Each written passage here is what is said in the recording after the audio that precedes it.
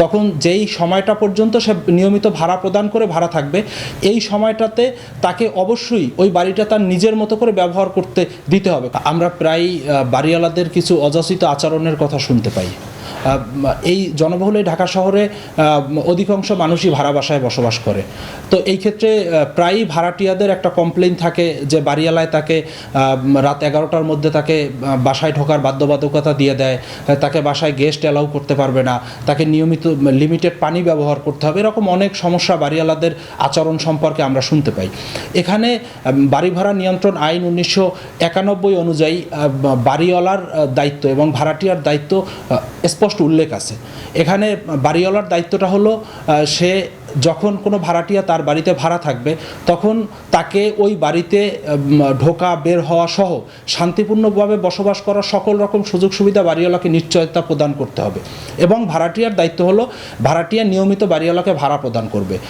যখন কোনো ভাড়াটিয়া ভাড়া থাকবে তখন যেই সময়টা পর্যন্ত সে নিয়মিত ভাড়া প্রদান করে ভাড়া থাকবে, এই সময়টাতে তাকে অবশ্যই ওই বাড়িটা তার নিজের মতো করে ব্যবহার করতে দিতে হবে। কোনো বাড়িওয়ালা তাকে অযাচিত হস্তক্ষেপ সেখানে করতে পারবে না।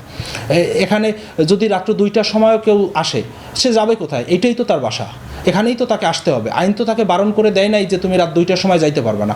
আমার বাড়িতে আমি রাত্র 2টা 4টা 5টা আমার যখন সুবিধা হবে, আমার সুবিধা মতো আমি ঢুকতে পারবো।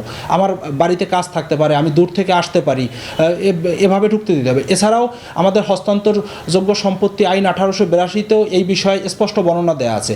এই আইনের 108-এর কয়ের সাবসেকশন 3 অনুযায়ী একজন বাড়িওয়ালা এবং ভাড়াটিয়ার দায়িত্ব নির্ধারণ করা আছে। এখানে ভাড়াটিয়ার দায়িত্ব হলো তিনি বাড়িওয়ালাকে নিয়মিত ভাড়া পরিশোধ করবেন এবং বাড়িওয়ালার দায়িত্ব হলো সে ভাড়াটিয়াকে কোনো রকম হ্যাসেল ছাড়া এই বাড়িতে তার বসবাসের নিশ্চয়তা প্রদান করতে হবে। এই ক্ষেত্রে যদি অনেক সময় বাড়িওয়ালারা বলে যে সিকিউরিটি পারপাসে আমার গেট 11টা আটকাইতে হবে, এইটাও সম্পূর্ণ অযৌক্তিক এবং এইটা আইনগত কোনো ভিত্তি নাই। কারণ যদি সিকিউরিটি পারপাস থাকে তাহলে মেইন গেটের চাবি ভাড়াটিয়াকে দিতে হবে, কারণ যেহেতু ওইটা তার বাসা, ওইটা তার থাকার জায়গা, দিন শেষে ওখানেই তাকে গিয়ে থাকতে হবে।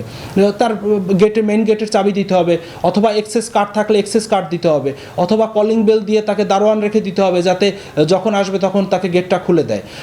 এখানে আইনগতভাবে কখনোই বাড়িওয়ালারা এটা করতে পারে না। এটা সম্পূর্ণ আইনগতভাবে অবৈধ এবং অযৌক্তিক।